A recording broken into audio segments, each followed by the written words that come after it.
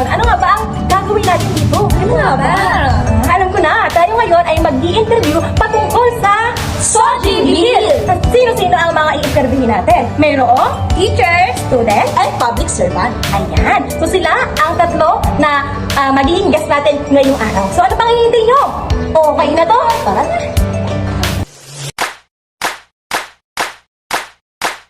Magandang hapon po, sir. So, nandito po tayo ngayon sa library at isa po nating may interview, si Sir Gao po. So, napahintulutan niyo po tayo, nakunin po natin ang kanyang konting oras para ma-interview po natin siya patungkol po sa Soji Bill. Sir, ito po yung una pong tanong. Ano daw po ba sa tingin ninyo ang pinakamahalagang benepisyo daw po ng pagpasa ng Soji Bill sa Pilipinas? At paano daw po ba mapapakita ang magiging epekto nito sa buhay ng mga LGBTQ+ na individual po? So una, ang kagandahan kasi ng Soji Bill, pagkakaroon ng mga pagkakapantay-pantay o tinatawag natin mga equality ng bawat tao, lalo yung sa part ng mga LGBTQ natin. So ano ulit yung sumunod na tanong doon?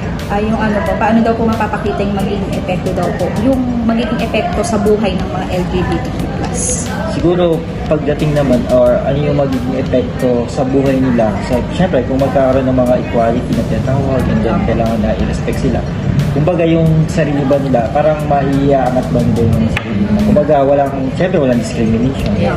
Kasi kung ano yung nagagawa ng lalaki, babae, tapos yung sa part ng LGBTQ, may pa-promote nila yung sarili nila. Parang hindi sila naiyang ilabas ko ano yung kakayahan nila. Parang ganun kasi yung nangyayari ngayon, di ba? Parang dahil nga nagkaroon ng discrimination, pero dahil may Soji Bill, yung itong it's an anti-discrimination na kumbaga yun yung emphasis naman. So show what you like. Parang Galing. So, sa pangalawang tanong ko, wag po kayong kabahan, sir. Sa pangalawang Kung tanong kaya ko, tayo, eh. sabi, may ilang kritiko daw po na Oh. nagsasabi daw po na maaaring mapag sa Soji Bill daw po sa kalayaang panrelihiyon o tradisyonal na pagpapahalaga daw po. Paano daw po ba tutugunan ang mga paano daw po ba tutuganan at sa tingin niyo daw po ba paano daw po yung tamang balanse sa pagitan ng pangangalaga ng karapatan ng LGBTQ at yung pangangalaga ng iba't ibang pananaw?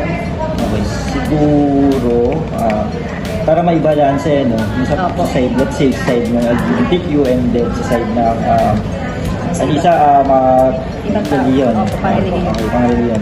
Unang-una dyan, syempre yung respeto. Of course, kapag respeto mo kung ano ba yung rules and regulation, example sa simbahan, kasi ibang pangrelihiyon.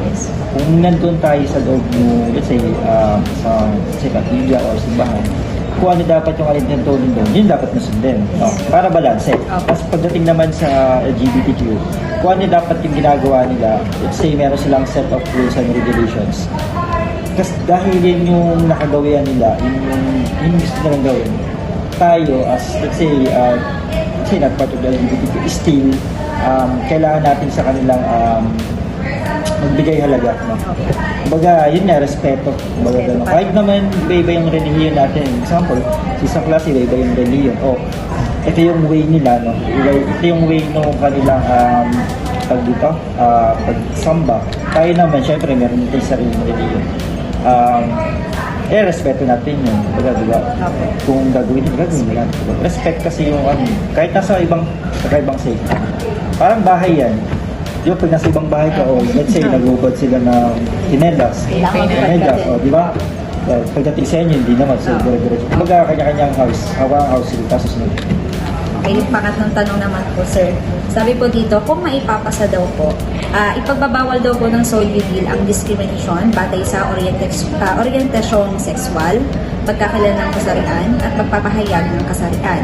Ano daw po ba yung mga partikular patakaran o programa na inyong ipapatupad upang matiyak ng epektibong pagpapatupad at pagsubaybay sa batas na ito? At paano mo daw po ba makikilakukan ang iba't ibang sektor upang maisulong ang isang kultura ng pagtanggap at pagkakapantay-pantay? Ano daw po ba yung naisip niya sa na patakaran o programa?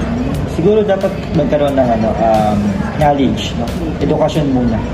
Kumbaga, paano, kung hindi alam ng tao kung ano yung patungkol sa, let's say, sa LGBTQ, ano ba yung Soji Bill, siguro kung bibigyan sila ng knowledge about it, kung ano ba yung konteksto na nakapaloob doon, no?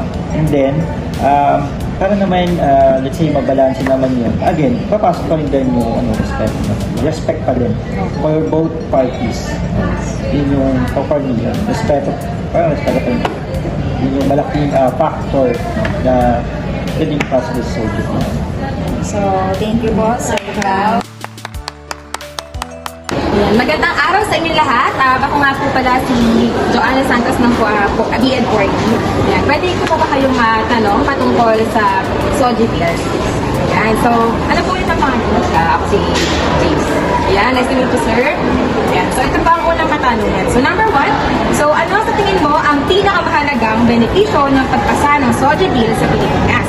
At paano mo nakikita ang magiging epekto nito sa buhay ng mga LGBTQ+ na individuals? Ayun, sa panahon kasi ngayon, di ba, naghahanap na yung discrimination. So, bilang paghahanda at saka para magbigyan na rin ng importansya yung kanilang sariling kasalihan. So, syempre, hindi lang naman kasi, although meron tayong lalaki at babae, pero kasi iba pa rin yung kapag yung sa nararamdaman mo. Yeah.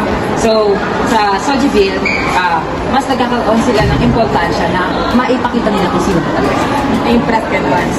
Ayan, so nasagot na yung number 1 natin. And for number 2, so may ilang kritiko na nasabi, maaaring lumabag ang Soji Bill sa kalayaang panrelihiyon o tradisyonal na mga pagpapahalaga. So, paano mo daw matutugunan ang mga alalahanin ito at ano sa tingin mo ang tamang balanse sa pagitan ng pagpapahalaga sa karapatan ng LGBTQ+ at paggalang sa iba't ibang talaga? So, ano pong insight mo doon? Okay, so, syempre, given naman talaga sa religion na i-insist nila yung lalaki at babae, especially sa mga marriage. Pero kasi, sa panahon natin ngayon, hindi natin dapat ipinagkakait sa iba. Na ma-express nila, syempre, lalo kapag nagmamahalan sila na kahit magkapalayan sila ng kasalanan, dapat mapahalagahan pa rin natin na maibigay sila sa kanila kung ano yung dapat sa kanila. Yan, kumpa. Ayan, for number 3, kung maipapasa. So, ang pinagbabawal na Soji Bill, ang diskriminasyon batay sa orientasyong sexual, pagkakilala ng pangkasarian at pagpapahayag ng kasarian. So, anong mga partikular na patakaran o programa ang iyong ipapatupad upang matiyak ang epektibong pagpapatupad at pagsubaybay sa batas na ito?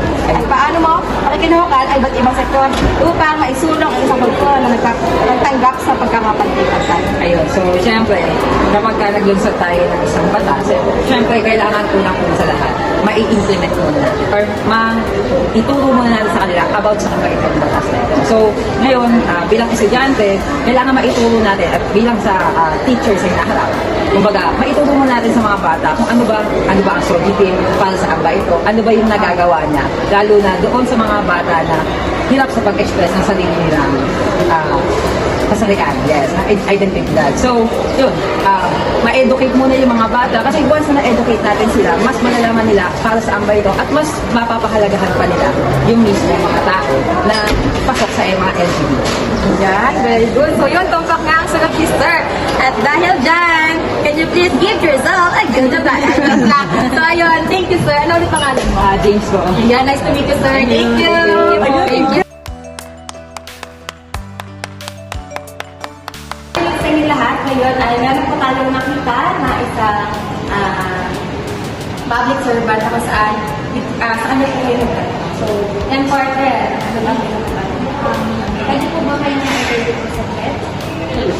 Ako po si Edway. Ano po pangalan niyo po?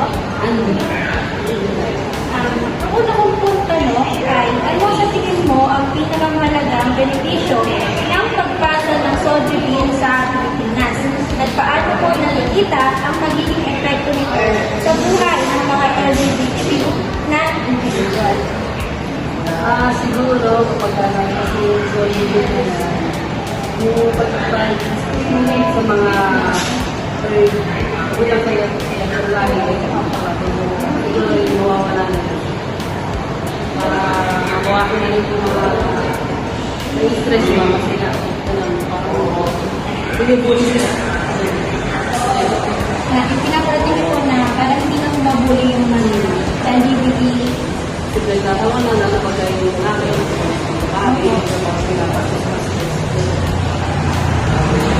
Sa pangalawang tanong naman po ay may ilang kritiko na nagsasabing maaaring lumabag ang Soji Bill sa kalayaang pangrelihiyon o tradisyonal na mga pagpapahalaga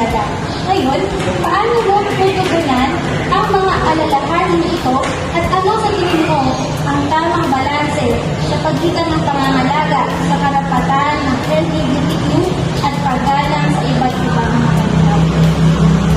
Kasi para sa akin kasi lalo na sa diba, may mga kasama parang lalaki, pero parang mga